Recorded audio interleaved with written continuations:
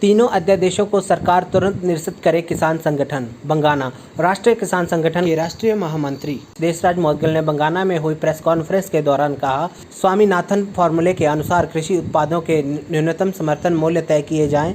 न्यूनतम समर्थन मूल्य से कम पर खरीद करने वाले व्यापारियों को दंड का प्रावधान हो। केंद्र सरकार द्वारा 5 जून 2020 को आनन फानन में कृषि संबंधी 3 अध्यादेश लाए गए, जिसको किसानों की आज़ादी की संज्ञा देते हुए सरकार का कहना है कि यह अध्यादेश किसानों की आय को बढ़ाएंगे और यह उनके फायदे में है। अनेक किसान संगठन इस अध्यादेश के विरोध में आंदोलन पर उतर आए हैं। अधिक जानकारी देते हुए उन्होंने बताया, पूरे देश में इस बिल का विरोध हो रहा है।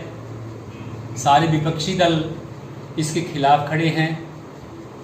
यहाँ तक कि सरकार की सहयोगी पार्टी अकाली दल, उसके इकलौते मंत्री श्रीमती हरसिमरत कौर, उसने भी इसके विरोध में त्यागपत्र दे दिया है। और देश में जितने भी किसान संगठन हैं, चाहे वो भारतीय जनता पार्टी का भारतीय किसान संघ भी है, उसके समेत सारे किसान संगठन देश में इस बिल के विरोध में है। ये छोटे किसानों, गरीब किसानों को फायदा देने वाला नहीं है। और राष्ट्रीय किसान संगठन, जिसका मैं महामंत्री हूँ, राष्ट्रीय किसान संगठन इस विषय में सरकार से ये मांग करता है कि सरकार इस अध्यादेश या बनने वाले बिल को तुरंत निरस्त करे। यही देश और किसान हित के लिए उपयुक्त है।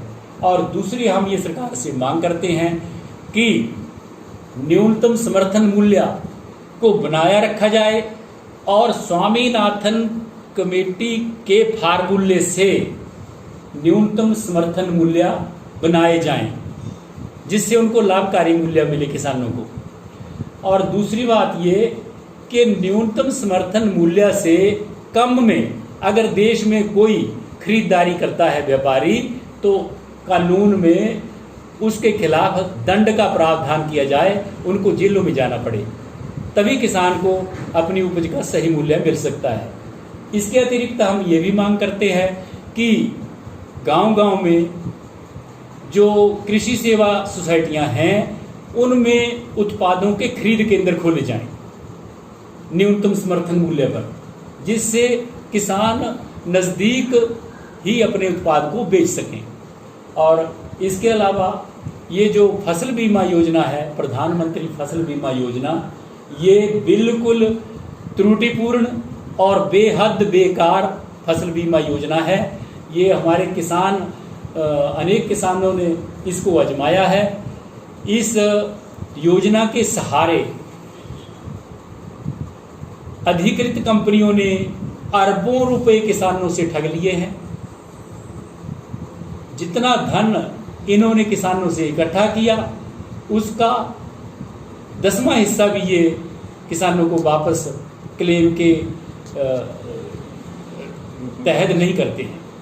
तो नए सिरे से कोई फसल बीमा योजना जो कारगर हो वो बनाई जाए, जिसमें जिस भूमि का किसान बीमा करवाता है, उसी भूमि के नुकसान का आकलन करके उसकी भरपाई की जाया करे। अगर सरकार इसमें कोई बदलाव नहीं करती है तो फिर राष्ट्रीय किसान संगठन किस ओर जाएगा? राष्ट्रीय किसान संगठन ने अभी 2 दिन पहले बैठक करके ये तय किया है कि जैसे अनेक किसान संगठन अपने अपने माध्यम से आंदोलन कर रहे हैं, राष्ट्रीय किसान संगठन भी पूरे देश में आंदोलन करेगा। हमारे कई स्टेटों ने आंदोलन शुरू भी कर दिया है, मध्य प्रदेश में, राजस्थान में।